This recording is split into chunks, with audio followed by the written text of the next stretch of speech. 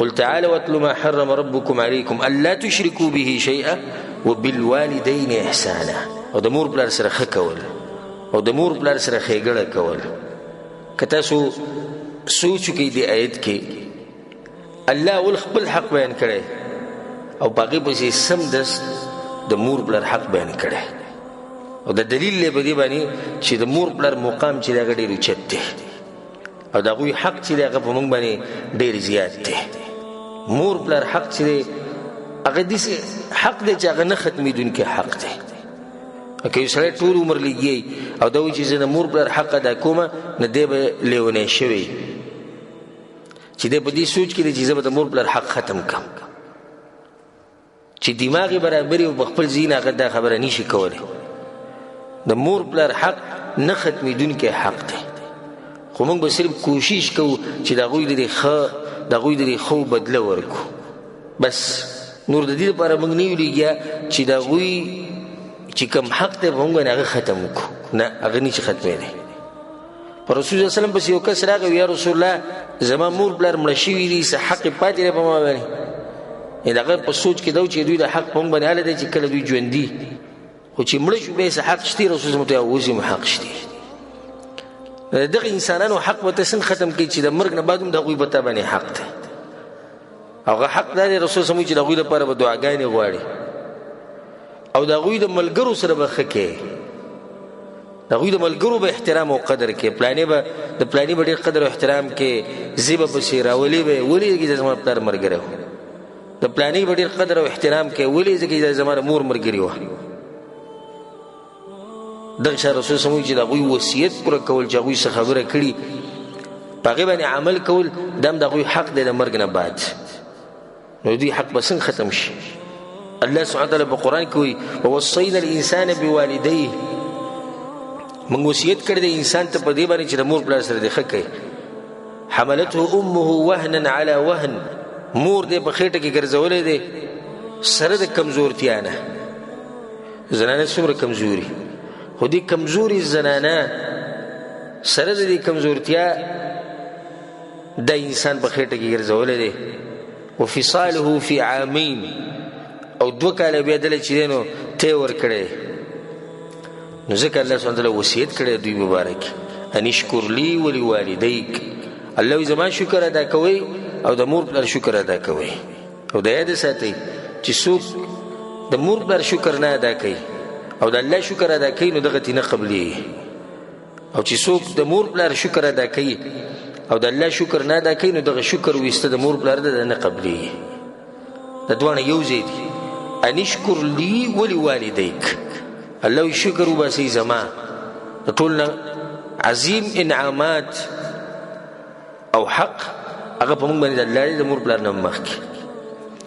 او دغه الله چې کوم نعمتونه راکړي به کې یو نعمت د مور پلار دی. نو د الله نه بعد په موږ باندې غټ احسانات ته چا دي؟ هغه د مور پلار دي. الله سبحانه وتعالی موږ پیدا کړي خو سبب دی دنیا ته د راتلو هغه زموږ د مور پلار دی. وبل ذکر الله وایي ووصینا الانسان بوالدیه حسنا. موږ انسان ته وصیت کړی د مور پلار مبارک چې د هغوی سره به ښه کړي. ها وان جاهداک لتشرک بما لیس لک به علم فلا تطعهما. که چېرته مور پلار د دې خبره کوي چې په هغې کې د الله نافرماني نو الله وایي دغه خبره به ورنه منئ.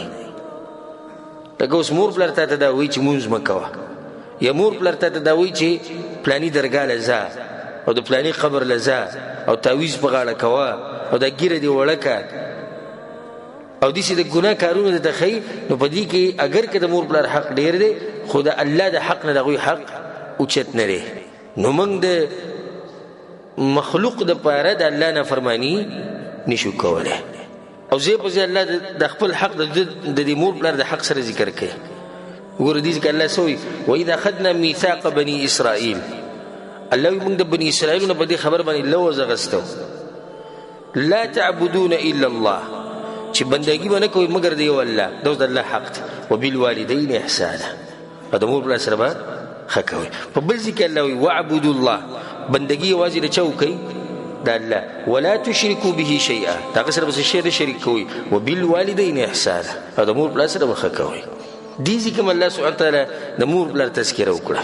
په بل ځای کې الله وایي په سورة الاسراء یا سورة بني اسرائیل کې الله وایي وقضى ربك الا تعبدوا الا اياه. الله وایي ستا رب دا فیصله کړې ده چې تاسو بندګي نه کوئ مگر یو د الله، صرف په دغه بندګي کوئ د الله حق ده. وبالوالدین احسانا، او د مور پلار سره وخه کوئ. دې ځکه د خپل حق نه بعد د چا حق ذکر کړی؟ د مور پلار حق ذکر کړی. مور پلار هغه اوچتې هستیان او هغه اوچتې انسانان چې په دنیا کې چې څه شی وي دا لاړ شي نو بیا درته میلاویدی شي، بچي ته بیا هم کیدی شي، ښځه نور ډېر شی دي، ملګري نور به پیدا شي. صرف دغه دوه هستیانې دي، مور پلار چې دا یو پر په ژوند کې صرف راځي بس، او بیا دا نه راځي. الله سبحانه وتعالی په دغه آیتونو کې مخکې د دوی حق بیان کړی او د دوی په باره کې خبره کړې.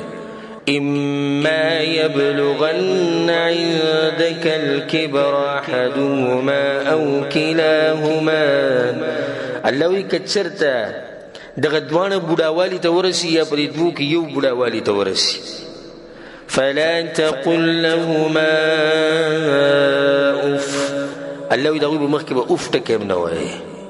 علما وایي که د دې نه لاندې بله څه خبره نو الله به هغه کړی وی، خو الله دومره پورې منع کړه چې اوف به هم د هغوی په مخکې نه کې، ځکه چې د دې اوف سره د مور پلار خفه کېږي او په سوچ کې شي چې د بچي باندې که څه سخته ده، دومره پورې الله ته منع کړی.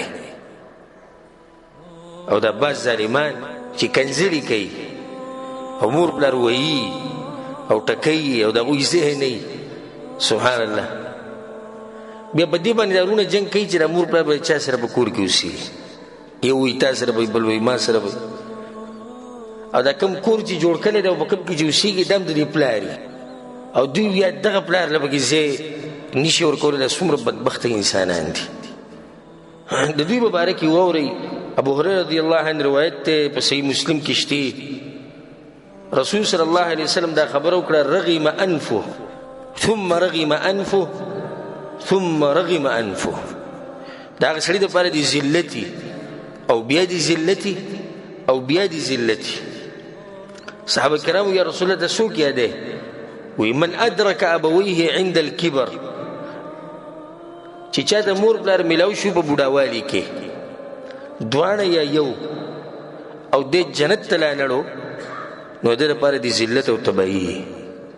دا څومره بدبخت انسان دی چې مور پلار ورته په بوډاوالي کې میلاو شو او موقع ته میلاو شو چې د جنت ته لاړ شي، خو دغه موقع د لاس نه ضایع کړه نو د حقدار د ذلت دی او د رسوایي او د تبعی دی.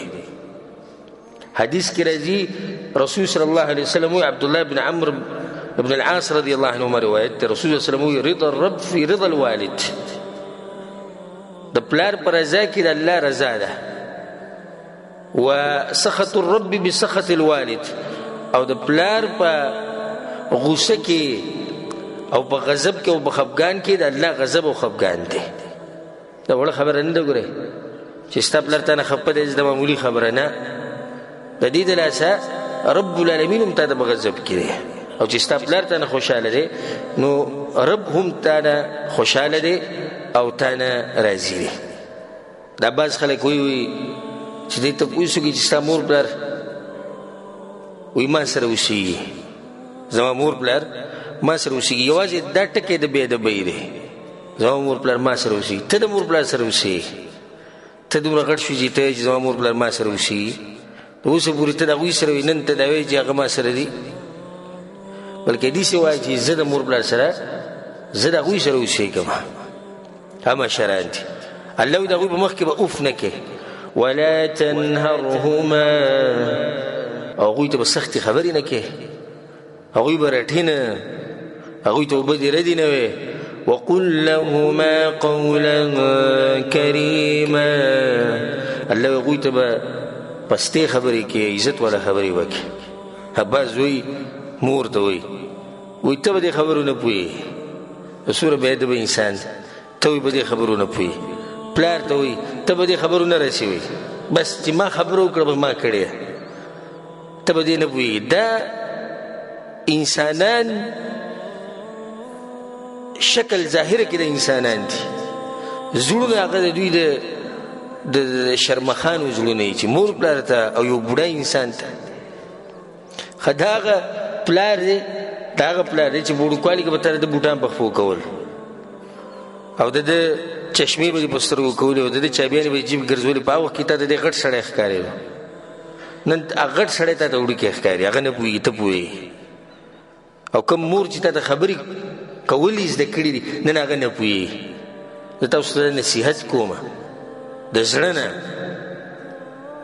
چې مور پلار ته به چېرته دا خبره نه کوي چې ته نه پوهېږي او که هغه په یو مسله باندې ونه رسي نو تو ته د خبرې وضاحت وکړه خو داسې ورته مه وایي چې ته به دې خبره نه پوهېږي که هغه ووایي چې ته څه وې او بار بار تپوس کوي نو دې مطلب دا نه چې ته به ورته وایي چې نه ته نه پوهېږې ځه خبرې وضاحت ورته وکړه خو داسې ورته مه وایي چې ته پرې نه پوهېږې یا مور پلار ته داسې وایي دا بعض وایي زما په کارونو کې به کار نه لرې الله اکبر زما په کارونو کې به کار نه لرې دا غټ سړی او د دې بالغېدو پورې ستا په دې کارونو کې خو هم دغه خلکو کار لرو ته د خپل کار نه هم نه وي خبر نن ته هغو ته وایي چې زما په کار کې به کار نه لري ډکې مچازي تشې مچازي هم د پخپله نه شوي کولی نن دی هغه زنانه ته وایي چې چا وله ډکې مچازي او تشې مچازي پاکې کړي دي او نن دی هغه انسان ته وایي چې ټول عمر هغه مزدوري کړې ده او دله خوراک راوړی او دله کپړې جوړې کړي دي او د په سر باندې سور نن دی هغه ته وایي چې زما په کار کې به کار نه لري نو په وړوکوالي کې ولې تا خپل کار نه سنبالو ته په هغه وخت کې ولې خپل کار نه سنبالو چې اوس ته پوره شوې او هغوی ضرورت لري نو ته هغو ته وایي زما په کار کې به کار نه لري الله وقل لهما قولا کریما واخفض لهما جناح الذل من الرحمه الله وی د وزري چې د هغوی ته کته کوي د شفقت د وزري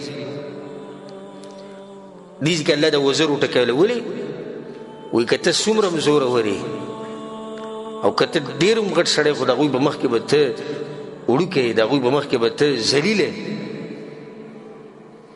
وایي سړی زورور دی او پلار یې بوډا یو موټی دی پوره هډوکي ټول خراب شوي دي جسم یې ټول راټول شوی دی خبرې نشي کولی ګرځېدی نشي په کټ کې پروت دی خو دا زورور زوی د دې پلار په مخ کې به هېڅ هم نه وي دې ته وایي وزرې کوز ساتل د مور پلار په مخ کې ستا اواز که ډېر هم اوچت دی خو دا به مور پلار په اواز باندې نه اوچتی د بعض ظالمان مور ته به چغې وایي پلار ته به چغې ووایي تا ته وایم خبره واوره زما ته نه پوهېږې زموږ په خبرو باندې موږ دې تنګ کړي یو داسې دا خبرې څوک نه کوي مور پلار زیاتی هم کولی شي موږ دا نه وایو چې هر مور پلار چې د هغوی انصاف والا دي صحیح ده ستا مور پلار کیدای شي ظلم زیاتی کوي خو د هغې دا مطلب نه دی چې ته به د هغوی په حق باندې سترګې پټې ظلم زیاتی وکړو دا ځان له یو امتحان دی د الله په تا باندې چې ته دې مور پلار سره څنګه ژوند تېری چې هغوی ظلم زیاتی کړي